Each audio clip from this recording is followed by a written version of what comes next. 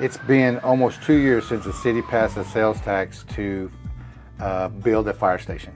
With the okay to build a station, the information that was given to the architects was based on information that was 6.5 years ago, and at that time the price per square foot was $300 a square foot. And over the 6.5 years and COVID and a few other things, it is up to the average of about $500 a square foot. Based on old data, the original calculation of the penny sales tax came to a total of $7.5 million to $8.5 million. And factoring in inflation, it was estimated that the actual cost would be around $10 million for the new station. After many discussions and debates, the city voted in favor of this amount on July 10th and approved 20,000 square feet for the project. So our biggest problem at this point is having space for our vehicles. Originally, this was built with 6 doors, front and back. It would hold 6 units. We currently have 6 units in it, but at one time we had 9 in here. And they were stacked sideways and back to back, and it really made it hard for us to respond to certain calls. Currently we have 6 in our bays, and the rest of our equipment is in the county barn just to the east of us. Our game time is life. So when we get called to a fire or an EMS call, time is of the essence. And so we try to set everything up in a orderly manner to where when we get out the door, their bunker gear is right there. They can put their bunker gear on, or if it's an EMS call, they can bypass that and just get right in the ambulance. But if it is a fire, then our bunker gear is right there. So let's say we have a downtown fire or a multi-story building fire. Our ladder is located 3 blocks east of us. So our typical procedure would be get in an ambulance or a rural truck, drive down there, start it up, hope that the air tanks are full, and then when they get that out of the barn, they have to come back up here and pick up their help. So that is a lot of time wasted. Time is very important for us, not only for life and property, but ISO ratings. The ISO, Insurance Services Office, Fire Score is a rating that determines how well the fire department can protect your community and home. Insurance companies use the score to help set home insurance rates, as a home that is less likely to be severely damaged or destroyed by a fire is cheaper to insure. Used to, they calculated stuff by the minute. Now they've broken it down to the seconds.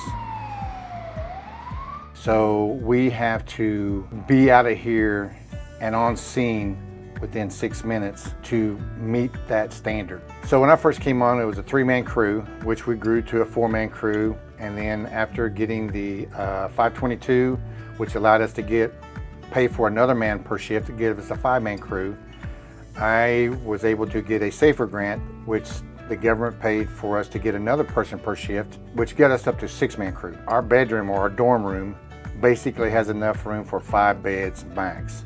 So we had to turn an office into a bedroom. Along with that, we have a bathroom that will accept 1 person at a time, but we have a shower. It's pretty small. We also do our laundry in there. A washer is on one side of the room, the dryer is on the other side of the room. To house a 6-man crew, 7 when I'm there during the day, we have a small kitchen, a small dining room, small living room, and that all turns into a training room. And to get 20 people in this area makes it hard for everybody to be able to see the AV that we're teaching off of during that meeting. This is not conducive for good training, to be honest with you.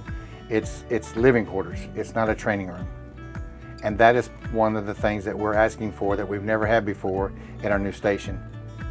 Something that would seat at least 30 students. When we go to a fire, all fires put off smoke, and that's unburnt fuel, as well as the material that was in the fire that is getting burned up, that is floating around. All of those put off carcinogens as well as dangerous toxic fumes. So when we go to a fire and we bring all of that back, we try to rinse off at scene to get as much as we possibly can, because we're going to bring it back in the truck and try and to leave as much as possible at the scene. When we get back to the station, we will put our gear into the cleaners washers and dryers, and then we will shower ourselves to get as much as that carcinogens and hydrocarbons off of us. Hydrocarbons is when you start your vehicles up in the bay, and that's unburnt fuel, and that's just as bad for us too, and we deal with that every day. If you walk from my living room, which is a cold zone, you'll walk into the bay, which is a hot zone,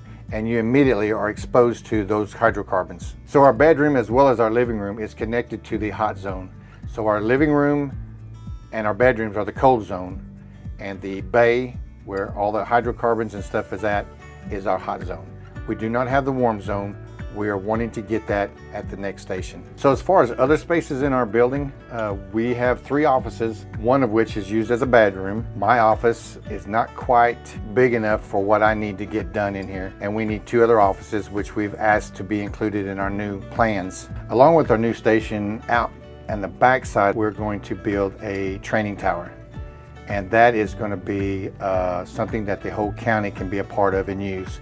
And that's going to do nothing but improve the training and the safety of each firefighter. The training tower will not be part of the sales. It will be a separate source of revenue. I've heard people ask me, what's wrong with our station?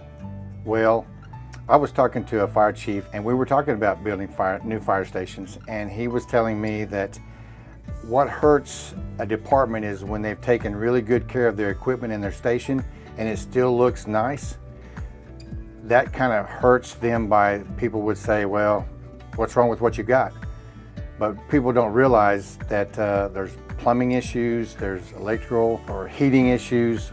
We take pride in this community and what they've given us, which is equipment, a building. We take pride in the fact that we don't know how long this will have to last us. So we've done our best. As you guys may have seen, we're driving by, we're out mowing the yard, we're washing vehicles. We're doing everything we can to make this station last and be as nice as possibly, because it belongs to the city. It belongs to the citizens. And that's our way of being good stewards with this people's money. Our station currently right now is about 47 years old. By the time we move out, it's going to be 50 years old. And when we move into the next station, we want that to be 50 years or longer for us to be able to stay there.